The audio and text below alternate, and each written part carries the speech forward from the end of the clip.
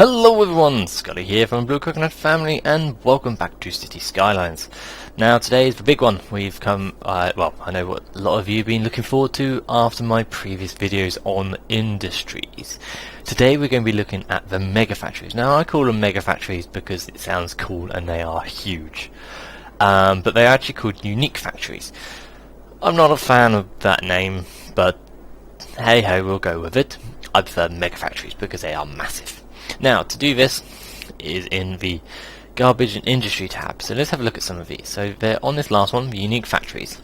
Let's have a look through them. So you got a furniture factory, you got a bakery, the industrial steel plant, household plastic factory, toy factory, printing press, a lemonade factory, electronics factory, a clothing factory, a petroleum refinery, soft paper factory, a car factory, food factory, sneaker factory, modular house factory, a shipyard, and that's the last one. So that's quite cool. Now you can see there that on all of them they require just above they require the processed materials from your industry areas. So we can see here that for the shipyard it requires plain timber, some plastics, glass and metal, and that goes all into making your ship. Whereas if we come to the car factory, for example, it requires meat products, leather, not meat, they don't put meat into the car, plastics, glass and metal, whereas printing press is paper and plastic.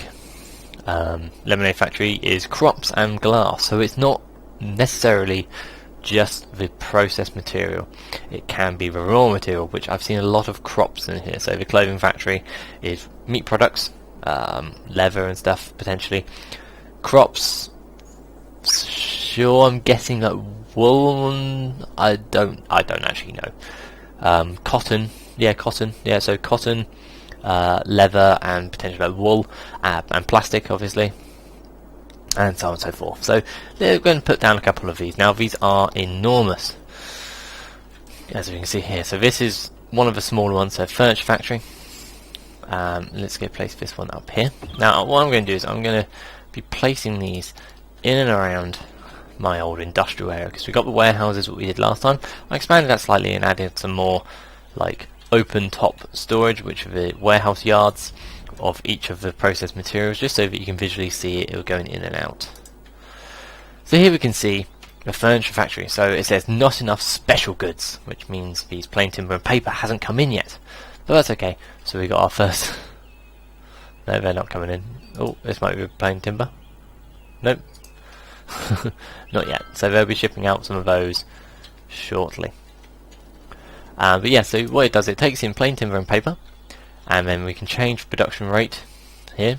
There's a slider, and it produces some furniture. So we kind of have workplaces of 46, and it tells us how much its production rate is, which is quite nice. So we're going to put down a couple of those. Can we see any of them coming in? Oh, there's our first ones. So that's the delivering plain timber. This was delivering paper. So yeah, there's our first two going in, which is very nice. So let's put down a couple more of these factories. So we've got that one. Now you can only place one per city. So already exists, you can't have multiple because they are unique. So let's place down a bakery, I think. Let's put... Now I like the idea of actually having the bakery somewhere near the town actually, rather than in the city. So we're going to have a bakery more here, I think, actually. That sounds strange putting it away from my industrial area, but it's bread. You want it near the city.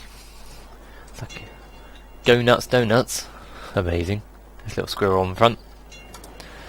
So you can see there that it requires some products, so crops, animal products and flour, but that's okay because it can actually take it in from here, most of those. Oh, it requires some water. So these work like any other buildings. They require your utilities to go to them. How's this one going? Has we got the delivery yet? We do. The delivery has happened. So we can see now that it is using the materials going in the top, going through this production rate and producing now furniture. This furniture will now be shipped off to your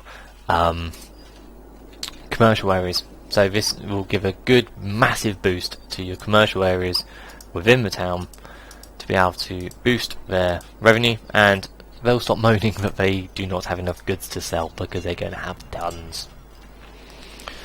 So let's place down a couple more of these awesome factories here. So I think let's place down one of these. Let's place down an oil refinery, I think. Where should the oil refinery go? Oil refinery there, and we'll place it next to the car factory, because the car factory is pretty large, just like so. So oil and cars.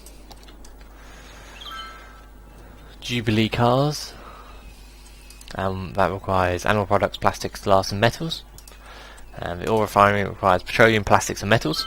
So hopefully, oh, it's just done a delivery of some, I don't know what we've went in there, some metals, petroleum.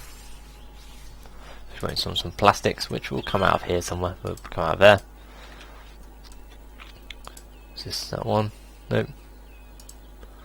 There you go, exporting plastics products. No, it's exporting it.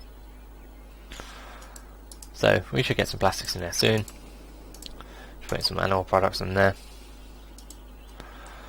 But yeah, once they're in, then we start producing it. Now, so we've got quite a few pieces. So we've got 4 tons of furniture being produced there, and we've got 4 factories in place. So how's our bakery doing? It's producing lovely pastries. 2 tons of pastries. That's a lot of pastries. I don't think I could eat all those. But yes, so nice and easy. Now we've got all those.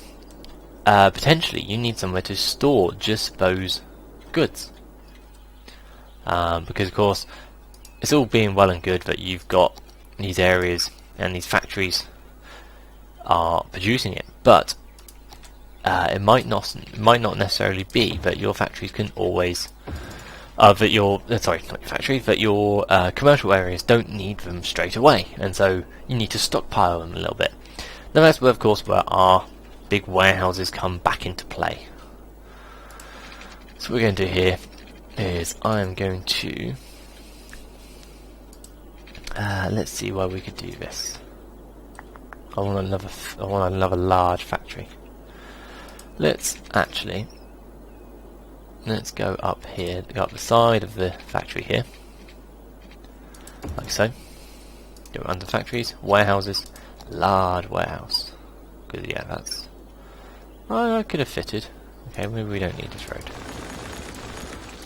There we go. Sorted. And then under the warehouse, let's stick unique factory products there, balanced. So what it's going to do is now store any products that we have now on the import. Oh, we need water. That's okay. So, any products that we have being exported through these, so our fuel, our furniture or our cars, as well as of course our lovely Go Nuts donuts, which some are being, I know that's being put into there. Not too sure animal products. I'm guessing milk. Yeah, I'm guessing milk. But yeah, so oh, there you go. So that's being delivered to the large warehouse. So what this will do is it will stockpile all of our unique products for the time when it is ready to be shipped out to our commercial areas, as well as being exported out to the global market to bring in an extra revenue into your city.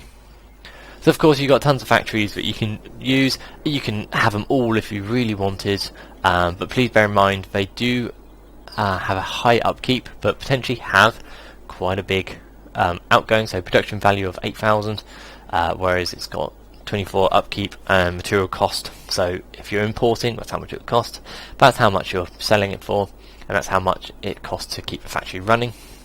So it does have a high cost if you can't support it with a large industry. And yeah, it's quite a, it does have a big drain on your resources, so it takes on a lot of people to work in it. So 86 people, that's quite a lot of workers to be able to sustain it, but you can get a lot out of it. So let's place down one more factory just for the giggles. No, What's this one? Sneakers, no. Modular house, shipyard. Ooh, potentially shipyard. Actually, can we do lemonade? No, it's too big. See, these are huge. Printing press, actually. Or household. Yeah, household plastics, I think. Actually, household plastics. There you go. Household plastics. So that's producing like Tupperware and stuff like that for inside your house. So what's it? Yeah, plastic products. So it takes some petroleum and some plastics, which we're already getting some delivered. So you had some plastic delivered. Hope you get some petroleum very soon. There you go, it's petroleum, and that's now going to be producing our products, and then going to be shipping it to the warehouse. We can see that this has got 6 tons stored, but it can hold up to 750 tons. So yeah, that's pretty much it, guys. So that is the full cycle of our industry DLC. We've gone from extracting the raw material from the ground all the way through to processing it, storing it, and then shipping it out, and now we've gone into actually making it into something else that we can then use in our city, but as well also export out to bring a little bit more income into the game.